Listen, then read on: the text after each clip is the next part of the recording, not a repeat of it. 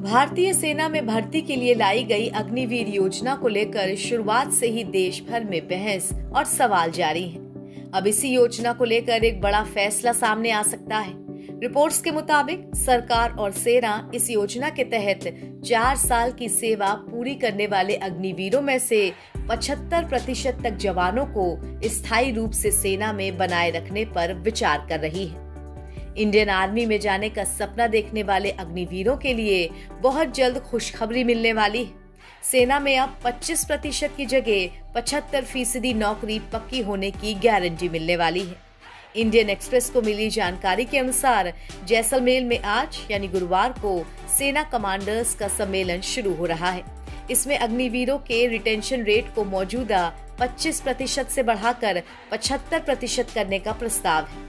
इसका मतलब है कि पहले 100 में से 25 अग्निवीरों को सेना में लिया जाता था, मगर अब 100 में से 75 अग्निवीरों को नौकरी मिलेगी।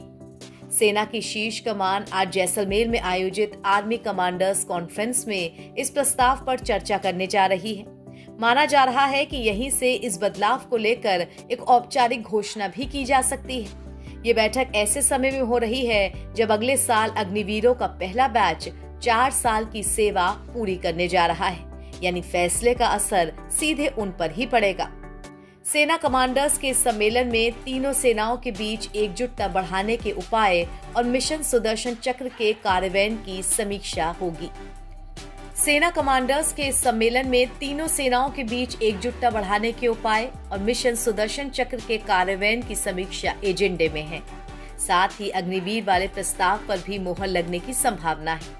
दरअसल अग्निवीरों का पहला बैच अपने 4 साल का कार्यकाल पूरा कर लेगा अगले साल, इसीलिए उन्हें सेना में शामिल करने वाला प्रस्ताव इस एजेंडे में रखा गया है। मई में ऑपरेशन सिंदूर के बाद ये पहला सेना कमांडर्स का सम्मेलन होगा। ये सम्मेलन सेना के वरिष्ठ नेतृत्व के लिए समग्र सुरक्षा स्थिति की समीक्षा करने और उभरती चुनौतियों से निपटने के लिए प्रमुख परिचालन प्राथमिकताओं पर विचार विमर्श करने के लिए एक मंच के रूप में कार्य करता है। वर्तमान में अग्निवीर स्कीम के तहत 4 साल की सेवा अवधि पूरी करने के बाद केवल 25% सैनिकों को सेना में आगे की स्थायी सेवा के लिए चुना जाता है। शेष 75% को रिटायर होकर सिविल लाइफ में लौटना पड़ता है। लेकिन अब इस अनुपात को उलटने की तैयारी है, यानी अधिकांश अग्निवीर अपनी सेवा जारी रख सकेंगे।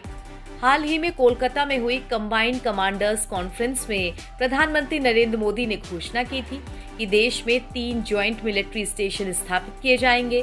साथ ही आर्मी, नेवी और एयरफोर्स की शैक्षणिक शाखाओं के विलय की प्रक्रिया भी शुरू करने का निर्णय लिया गया था।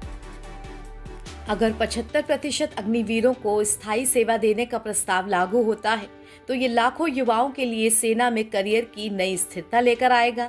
अब तक इस योजना को अस्थिर भविष्य और सीमित अवसरों को लेकर विपक्ष की काफी आलोचना झेलनी पड़ी थी। नवभारत टाइम्स की रिपोर्ट।